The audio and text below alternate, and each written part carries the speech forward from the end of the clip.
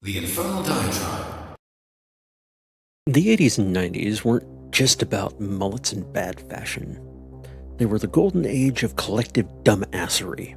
Enter the Satanic Panic, a moral meltdown that convinced America Satan himself was running daycare centers and heavy metal bands were demonic recruiters. It was like a bad acid trip wrapped in church pamphlets, hyped up by preachers, politicians, and every media outlet thirsty for ratings. And guess what? It was all bullshit. How did a nation lose its collective mind? Easy. You start with evangelical Christians on a mission to save souls and control everyone else.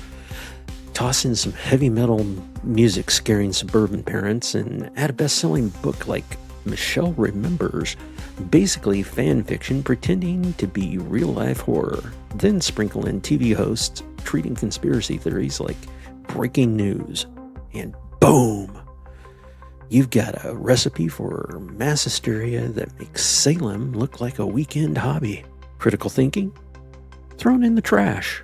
Evidence? Didn't need any. Just accuse some poor bastard of being a Satanist and the whole town loses its goddamn mind. The Satanic Panic wasn't just a punchline. It destroyed real lives. People were dragged into court over imaginary cult activities, families got torn apart, and communities went full-blown fucking nuts. Teachers and daycare workers were accused of shit so wild it makes The Exorcist look like a family film. But hey, who needs facts when you got a mob mentality on your side? If you didn't fit the mold, you were a target. End of story. Let's clear this up. Satanism isn't about sacrificing babies or drawing pentagrams with goat blood. It's a non-theistic philosophy that gives a big middle finger to the herd mentality of the masses, focusing on individuality, self-reliance, and knowledge. No gods, no masters, no bullshit.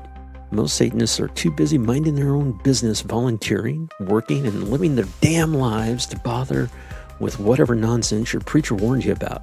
Satanic ritual abuse? Yeah, not so much. It doesn't even exist. The Satanic Panic proved one thing. Fear is the easiest shit to sell. Tell people their kids are in danger, and they'll buy whatever you're pitching. No questions asked. And here we are, decades later, still dealing with the fallout. People still whisper about secret satanic cults, because apparently learning from the past is too much work.